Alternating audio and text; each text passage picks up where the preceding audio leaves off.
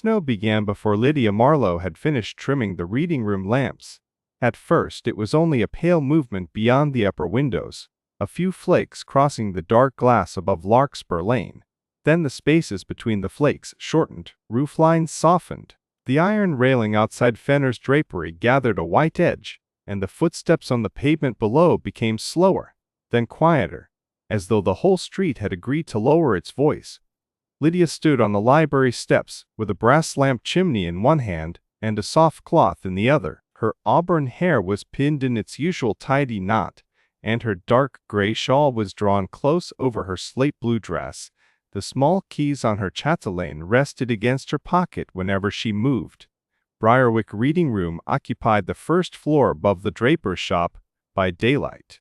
It was a plain and orderly place.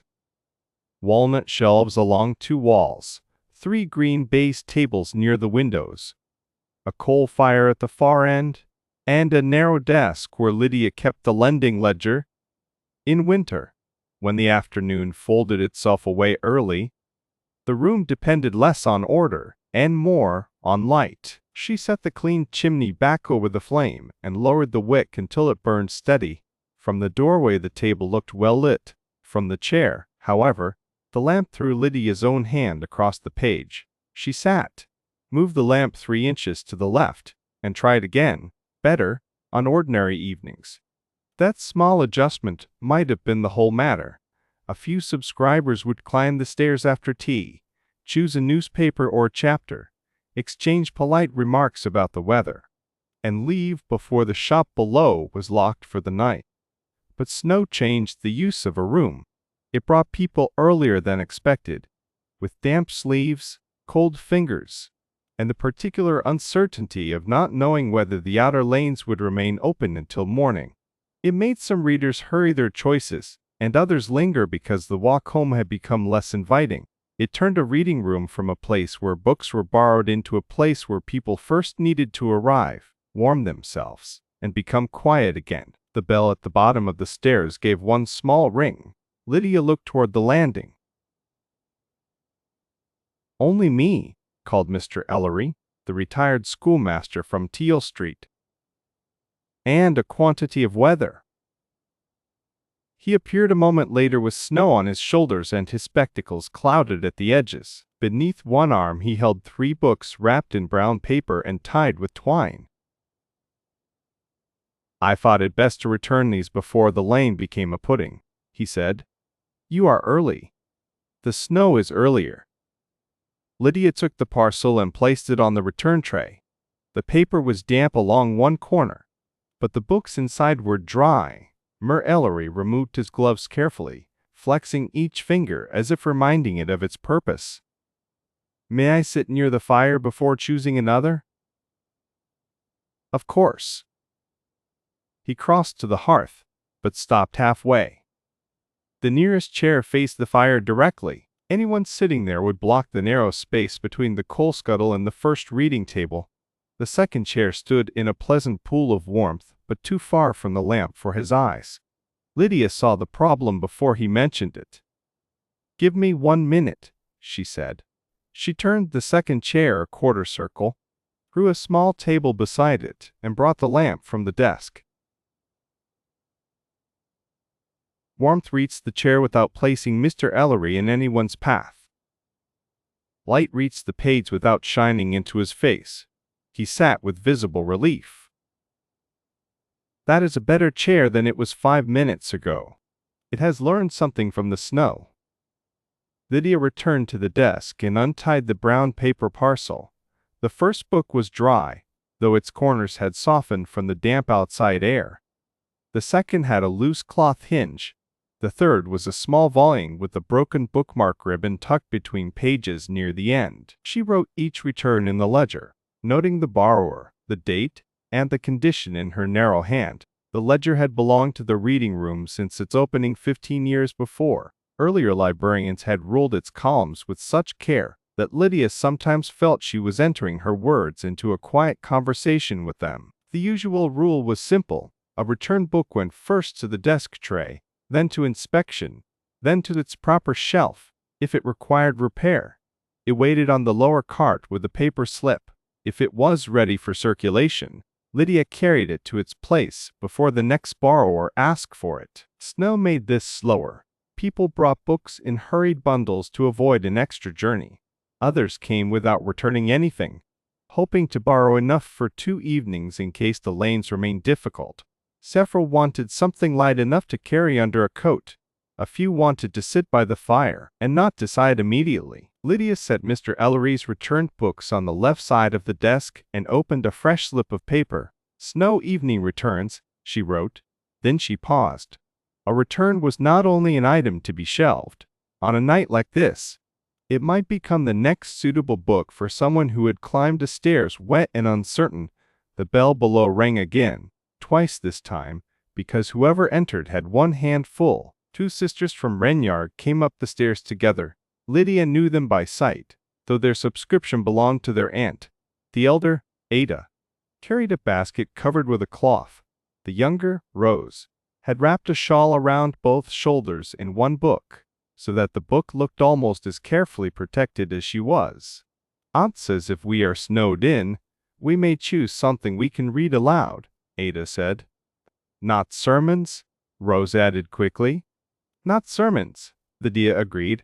Rose placed the return book on the desk. It was a volume of household receipts, borrowed for a pudding sauce that apparently had not improved family feeling. "Something with chapters," Ada said. "But not too long. Father falls asleep if a chapter loses its path." Lydia looked toward the shelves. The books suitable for reading aloud were not gathered in one place. They lived according to ordinary classification: travel near geography, essays near letters, short fiction on the second wall, household books near manuals. That arrangement suited a quiet afternoon. It did not suit a snowy evening when 2 sisters had minutes to choose before the path home grew deeper. "Wait by the fire for a moment," Lydia said. "I have an idea forming, though it is not yet respectable." "Those are often the better kind," Mr. Ellery observed from his chair. Lydia smiled and fetched the small wheeled book cart from beside the catalogue drawers. It had 2 shelves, one high and one low, and a brass rail along the top to keep books from sliding when it crossed uneven boards. She placed it near the desk, but not in the walking line. Then she sorted the evening's returned books into 3 small groups. "Ready now, inspect first. Repair later." The ready books were not enough. She went to the shelves and chose several more with care. For reading aloud, she selected a book of travel sketches with short sections, a collection of gentle country essays, and a small red volume of winter customs from several counties. She turned each book in her hands, checking weight, print, margins, and whether a chapter could be finished before a kettle boiled. For Mr. Ellery, she chose a quiet history with clear type and placed it beside his lamp. For those walking far, she chose narrow books that could fit under a coat without bending. The cart began to look like a temporary shelf made for the weather rather than for the catalogue. Lydia placed a blank card on its top rail and wrote in pencil, "Snow evening shelf." She did not write the words large. The subscribers of Briarwick were accustomed to finding things without being commanded by signs. Ada and Rose came to examine the cart. "This one has pictures," Rose said, touching the winter customs volume. "And short chapters," Ada added, checking the contents. "It may suit an evening when people are coming and going," Lydia said. The sisters borrowed it at once. Lydia wrapped it in brown paper, tied the twine with a loop that could be opened without scissors, and wrote their aunt's name in the ledger. When they left, they carried the basket between them. Snow had powdered the landing window so thickly that their outlines disappeared halfway down the stairs. The room settled again. Mr. Ellery turned a page. The coal fire made a small, agreeable shift in the grate. A lamp hissed softly, then steadied. Outside, a cart passed below, its wheels muffled by snow. Lydia listened for the sound of slipping, but the horse moved slowly and safely on. She took the loose hinged book from the repair tray and opened it on a square of clean cloth. The damage was small. A strip of cloth tape and a little paste would hold it until a fuller repair could be made on a dry morning. She kept repair work for quiet hours because pace and haste were poor partners. As she worked, she watched the room from the desk. It was not enough for a reading room to contain books. It had to allow each person to arrive at a proper pace. A man who had hurried through snow could not immediately choose wisely from 300 spines. A child carrying a message could not wait while the catalog was searched in the usual order. Someone whose hands were cold might refuse a large book, only because it was difficult to hold for the first 5 minutes. Lydia finished the hinge repair and set the book open beneath 2 light weights. Then she moved the boot tray closer to the landing door. At first glance, this was a small matter. Yet every new arrival had to stop somewhere. If the boot tray sat too near the first table, people shook snow beside open books. If it sat too far from the door, they crossed the floor in wet boots before using it. Lydia placed it just inside the room, angled beneath the coat hooks, with an old towel folded beside it. She then moved the coat brush from the desk drawer to a hook below the shelf. People disliked asking for a brush. They preferred discovering one within reach and pretending they had always known it was there. The next arrival proved the adjustment. Tom Vale, the delivery boy from North Steps, came in with a leather satchel under his arm and his cap pulled low. He was 15, perhaps 16, and always in a hurry, even when no one chased him. "Miss Marlow, have you anything small?" Small in size or small in difficulty? He considered this seriously. Both, if they exist. "For you?" "For my mother. She says the snow makes her eyes tired." Lydia did not point out that snow could not enter their parlor. There were kinds of tiredness for which the nearest explanation was weather. She checked the snow evening shelf and selected a slim book of illustrated household improvements. The pictures were plain, the print was generous, and the boards were strong enough to survive a satchel. Then she added a second, a book of short river journeys with chapters no longer than 6 pages. "This one for looking," she said, touching the household book. "This one, if she wishes to travel from a chair." Tom grinned. "She likes doing that." He wiped his boots on the tray without being asked, hung his cap for the briefest possible moment near the coat hook, then took the wrapped books and tucked them safely under his jacket. "Tell her the river journeys may be kept until Monday if the steps ice over. She'll like that too." He was gone before the warmth could change his mind. Lydia entered the loan and added a small mark beside the due date, snow allowance. It was not an official term, but the reading room had survived for 15 years by making useful terms before committees thought of them. By 5:30, the snow had made the windows nearly opaque, lamps reflected in the dark glass. Doubled by the whiteness beyond, the reading room could no longer borrow even a trace of daylight. Lydia took a chair at each table in turn and opened a book. At the first table, the flame stood too close to the reader's right hand. It made a bright oval on the page, but left the far margin dim. She shifted the lamp toward the center and lowered the wick. At the second table, 2 chairs faced the windows, which now reflected the reader's own movements back at them. She turned the chairs inward, not quite toward each other, but toward the books. At the third table, the green baize had worn thin where elbows commonly rested. Its faded patch caught the light. Oddly bright, Lydia placed a darker cloth runner over the center and set the lamp beyond it. The patch vanished. Messer Ellery watched over the top of his quiet history. "You are rearranging the room by sitting in every wrong chair." "That is the only reliable method. I used to teach grammar that way. Sit in the pupil's confusion first." Lydia straightened a candlestick. "Did it work?" "Often enough to continue pretending I had invented it."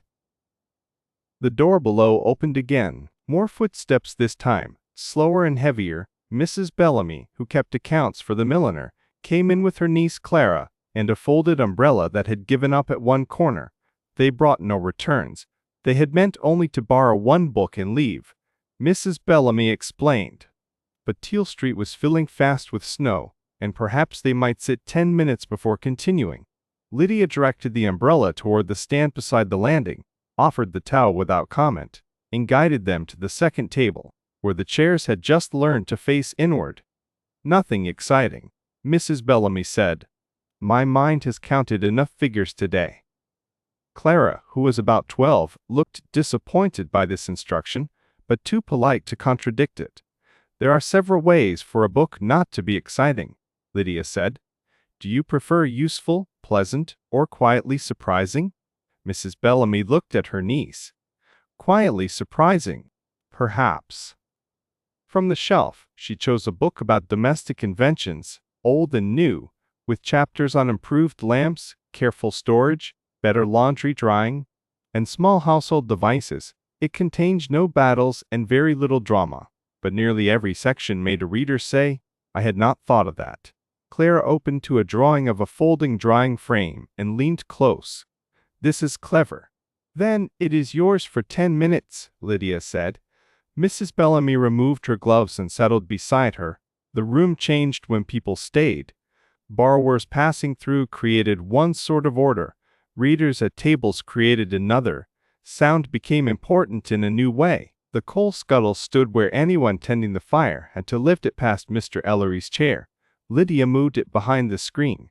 The loose catch on the catalog drawer clicked whenever she opened it, so she stopped using that drawer and placed the evening's most likely cards on the desk. The lower shelf of the book cart squeaked when rolled over a particular floorboard. She found the board, marked it with a crumb of white chalk, and guided the wheel around it. None of these changes made the room silent. They made it easier for the room to remain itself. At 6, Mr. Penn from the stationer's shop next door sent his assistant up with a note. The boy stamped snow from his boots and handed it to Lydia. Mr. Penn wrote that the outer path toward Grenyard was passable but slow. He would leave his side lantern burning until 7 for anyone returning that way. Lydia added the information to her own evening without making a public announcement. People often became anxious when a room spoke too much about roads. Instead, she told each person quietly when they came to the desk, matching the route to the borrower for Ada and Rose, who had already gone. She hoped the news had arrived soon enough by other means.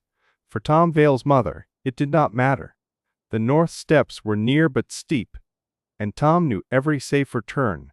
For Mrs. Bellamy, it meant leaving by the better lit way, not the shorter one. The bell rang again. This time the visitor was Mr. Harcourt, a young clerk from the solicitor's office. He always returned books exactly on the due date, wrapped carefully, but looked faintly apologetic even when he owed no apology. Snow had gathered on his hat brim. His cheeks were red from the walk. "I'm afraid I have not brought back the essays," he said at once. "Are they dry?" "Perfectly." "Then they are welcome to remain where they are." "I wanted something else, if that is allowed." Lydia opened the ledger. "Reading rooms are built upon that possibility." He lowered his voice. "Something orderly, but not legal." There was a whole shelf of books that were orderly without resembling law. Lydia had not thought of them as a group of 4. She selected a manual on indoor plants, a guide to simple cabinet care, and a small book about the habits of garden birds. He looked at the plant manual first. "This has diagrams." "Good diagrams or accusing diagrams?" He blinked, then laughed softly. "Good ones, I think." "Then it may be safe after a long day." He chose the plant manual and sat for a while at the first table, where the lamp no longer shadowed the far margin. Lydia saw his shoulders lower after the first page. She added a new card to the book cart. Orderly quiet. Beside it she placed the manuals that did not demand action. Some household books made a person feel immediately behind in life. Others offered the comfort of clear instructions that could wait until tomorrow. For a snowy evening, the second kind was better. The snow outside thickened, though without wind. It fell straight past the windows in pale lines. Below, Larkspur Lane had lost the sharp sound of wheels and boots. The town was still moving, but softly, as if wrapped. Lydia added coal to the fire in small amounts. A large shovelful made the room too warm near the hearth and too cold near the windows. Smaller additions kept the heat steady. She turned the fire screen slightly, so warmth reached the first table without sending sparks toward the rug. At 6:30, the reading room held 8 people. That was not many on a clear evening, but it was enough on snow. Mr. Ellery read near the fire. Mrs. Bellamy and Clara shared the invention book. Mr. Harcourt read his plant manual with the serious attention of a man grateful not to be reading legal correspondence. 2 apprentices from the printer sat at the end table, whispering over an atlas with no readable place names visible from Lydia's desk. A widow named Mrs. Orr had come only to return a book, and was now warming her hands around a cup of tea sent up by Mrs. Fenner from below. The tea had not been part of the reading room's ordinary service. Mrs. Fenner had appeared at the door with a tray, and said simply, "The kettle was already boiled." Lydia accepted the tray, thanked her, and placed the cups on the side table rather than the reading tables. Books and tea could be good neighbors only when kept at a polite distance. Mrs. Orr had borrowed no book for 3 weeks. Lydia knew because the blank space in the ledger had begun to look noticeable. She did not ask why. Instead, she brought the snow evening shelf closer and turned the top rail toward her. "These are the ones that do not mind being opened in the middle," Lydia said. Mrs. Orr looked at the small collection. "I have not been able to settle to anything long." "Then nothing long should be asked of you." The woman touched the travel sketches but did not choose them. She picked up the book of winter customs, opened to a page with an illustration of a hearth brush, and read 3 lines. "May I take this?" "Of course, even if I only read small pieces. It appears to have been made of small pieces." Mrs. Orr held the book with both hands, not tightly, but as if it had answered a question without being told the question. Lydia wrote the loan in the ledger. Winter customs, 1 week, snow allowance if required. The small card on the book cart had begun to look too temporary. Lydia took a cleaner card from the drawer and wrote 5 headings in pencil. Short chapters, reading aloud, clean print, orderly quiet, small enough to carry. She placed the card flat rather than upright. Upright cards made people feel examined. A flat card could be found privately. Then she rearranged the card again. The lower shelf held the narrow books. The upper shelf held those for sharing. Clean-print books stood at the left, where Mr. Ellery or anyone like him could reach them without bending. Orderly quiet formed a modest row at the right. Manuals, simple natural histories, and practical books without urgency. Short chapters occupied the center. This was not the true catalog. It did not replace author, subject, size, or date. It was a weather arrangement, a temporary map of need.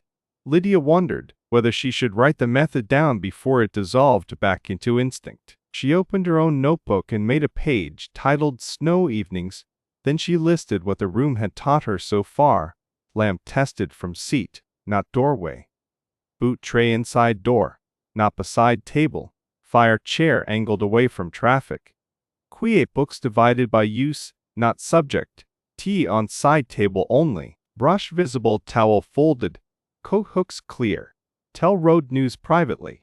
She was adding, avoid squeaking lower cart board when a thump sounded from the stair. Everyone looked up, but no one rose in alarm. A moment later, a mitten appeared around the doorframe, followed by the rest of a boy from the printer's shop. He had slipped on the last stair and sat down abruptly, unharmed except for dignity. "I meant to do that quietly," he said. "You almost succeeded," Lydia replied.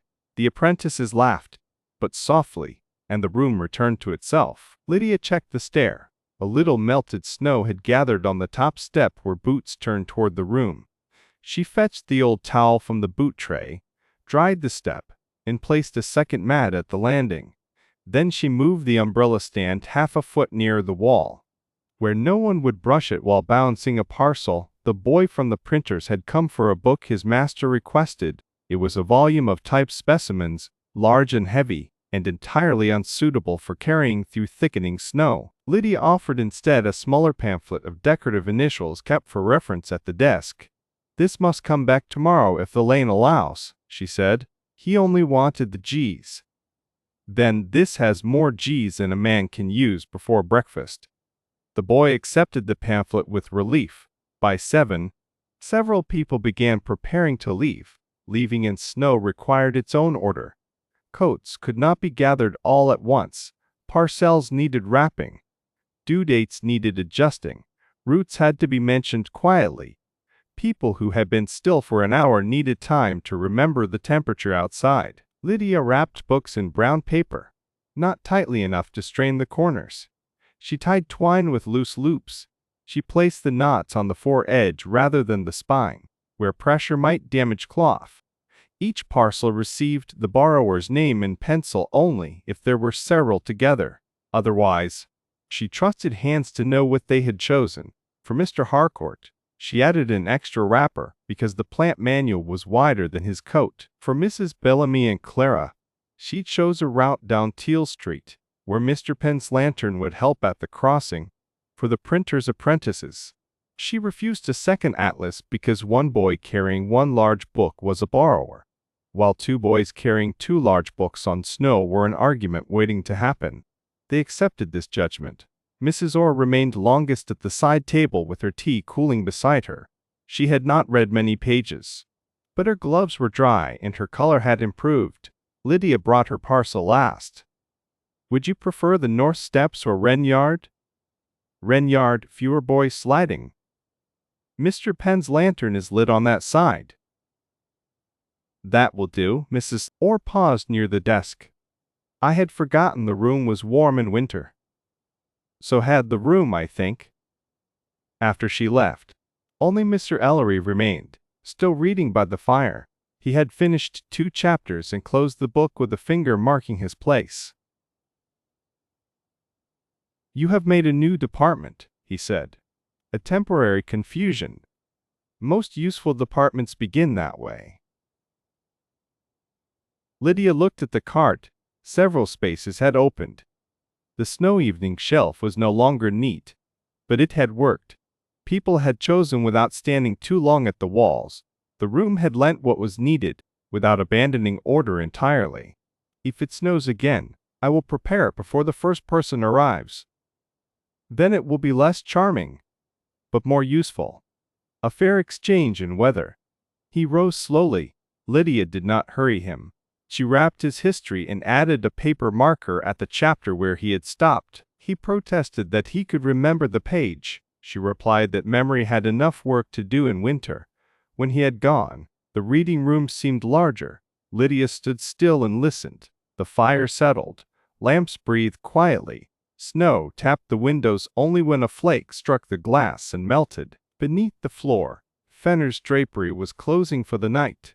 A bolt slid into place below, and Mr. Fenner's voice wished someone good evening in the lane. There remained the work after use. Lydia returned cups to the tray. She brushed crumbs of coal from the hearthrug. She carried damp towels to the service hook behind the door. She opened the ledger and checked every entry made during the evening. The handwriting changed slightly where she had written quickly, but every name was legible. Due dates were clear. The snow allowances were marked in pencil so they could be adjusted later. The borrowed pamphlet of decorative initials had a note beside it. Printer, G's only. She allowed herself a small smile. Then she examined the books left on the cart. The categories were practical but incomplete. Some readers did not need clear print, short chapters, or small volumes. They needed a book that began kindly. This was harder to classify. A harsh first page could close a tired mind before a better second chapter had a chance. Lydia opened several volumes and read their first paragraphs. One began with the dispute about taxes. She put it aside for ordinary weather. One began with a man losing his way in a forest. Too much trouble for snow. One began with a description of a kitchen at dusk, with copper pans warming above a range. That one joined the cart. She made a new heading in her notebook. Gentle beginnings. Not all books were gentle throughout. That was not necessary. A snow evening book did not have to remove all difficulty. It only had to let the reader enter without bracing. Lydia spent the next 20 minutes selecting by first pages. A travel book that began with a harbor at morning. a household manual that began by praising clean drawers, a collection of letters whose first writer described the comfort of dry socks, a book of local plants that opened with moss on stone walls. She did not know who would need them. That was the point of preparation. At 8:30, Mrs. Fenner came up for the tea tray. Still at it? The room behaved differently tonight? Rooms do, when snow reminds people they have bodies. Lydia laughed softly. Mrs. Fenner was folding the used towel over one arm. Would you object if I kept a tray ready on snowy evenings? Lydia asked. No service, only cups for those who must warm their hands. The kettle below does not object, but keep the cups off the books. Always. Mrs. Fenner looked at the cart. That's new. A snow evening shelf. Sensible. People do not know what they want when they are cold. Some know exactly. They only need it brought nearer. Also sensible. She carried the tray downstairs. Lydia lowered one lamp and moved through the room with her notebook. She wanted the arrangement to survive memory. The first chair near the hearth remained angled. The second table kept its inward-facing seats. The boot tray stayed inside the door. The coat brush hung in view. The cart stood beside the desk, close enough to offer help and far enough not to block the first path into the room. She copied the headings from the cart into the notebook, adding examples beside each, short chapters, winter customs, travel sketches, country essays, reading aloud, clear sections, mild humor, no long argument, clear print, histories with generous margins, manuals with diagrams, dowagerly quiet, practical books without urgency, small enough to carry, narrow volumes, strong boards, gentle beginnings. First page must open a door, not a problem. Then she added one final heading, for staying. These were the books not necessarily borrowed at all. They belonged to the room for an evening. Atlases too large for the snow, illustrated volumes, newspapers on rods, bound magazines, and the old chess manual that nobody borrowed but several people liked to examine near the fire. For staying books, placement mattered more than circulation. They needed a table, good light, and no expectation of finishing. She set 3 such books on the side table, where anyone could sit without committing to a loan. The reading room looked ready now. Though no one remained to use it, Lydia turned the lamps lower one by one, leaving the fire and the desk lamp until last. Outside, Larkspur Lane had become a long, pale shape between dark buildings. The snow still fell, but more gently. A few footprints crossed from the draper's door to the railing. Already softening at the edges, she thought of the books traveling through the town under coats and shawls. The winter customs volume on its way to Wren Yard. The river journeys climbing the north steps. The plant manual walking carefully toward the solicitor's office. The small pamphlet of decorative initials returning to the printer with more G's than a man could use before breakfast. A reading room was not only the room itself. It was also the quiet movement of books through weather. Before closing the ledger, Lydia added a page at the back. She titled it Weather Arrangements. Underneath, in the same narrow hand, she wrote the date and the first rule. Snow requires welcome before selection. She considered this, and added a second toast. Test every arrangement from the reader's chair. The sentence pleased her. It was true beyond lamps. The bell below rang once more, unexpected and faint. Lydia had already put on her shawl. She opened the door and looked down the stair. At the bottom stood Ada, the elder sister from Wren Yard, cheeks bright with cold. She held the wrapped winter customs book beneath her arm. I am sorry, Ada said. We have not brought it back. Aunt sent me to say Rose read the first chapter aloud before supper, and Father did not fall asleep. That is good news. He said the chapter knew when to end. A rare virtue. Ada smiled. Aunt asks whether we may keep it through Sunday if the snow continues. Yes. Tell her it has been granted a snow allowance. The phrase seemed to satisfy Ada. She nodded solemnly, as if carrying an official decision back through the weather. Lydia watched her cross to Mr. Penn's lantern, then turned safely toward Renyard. When Lydia returned upstairs, the room felt different once more. A borrowed book had already done its work in another house. The snow evening shelf was not simply convenient, it extended the warmth of the room beyond its walls. She wrote one more note. Some books are chosen for the person in the chair. Some are chosen for the room waiting at home. At last she closed the ledger. The final lamp stood on the desk, making a small circle of gold around the inkwell, the cards, and the brass keys. Lydia checked the fire, set the guard in place, and opened the upper window the width of 2 fingers to clear the room before morning. Cold air entered softly, carrying the clean smell of snow. It touched the warm room without disturbing it. She lowered the wick for a moment before the flame went out. The walnut shelves, green tables, snow-pale windows, and quiet cart beside the desk seemed to gather into one complete arrangement, not perfect, not final, only ready for the next evening that required it. Lydia turned the key in the reading room door and went down the narrow stair. Outside, Larkspur Lane was almost empty. Mr. Penn's side lantern still burned at the corner, and the snow around it glowed amber. Lydia pulled her shawl close and paused beneath the sign of Fenner's drapery. Above her, the reading room rested in darkness, but not in disorder. The books were in their places, or on their useful temporary shelf, or traveling carefully through the town. The chairs had learned where to stand. The lamps had learned where to shine. The room had learned that welcome could be arranged as deliberately as any catalogue. She stepped into the snow and began the short walk home. Behind her, on the first floor above the quiet shop, Briarwick Reading Room kept its warmth for morning.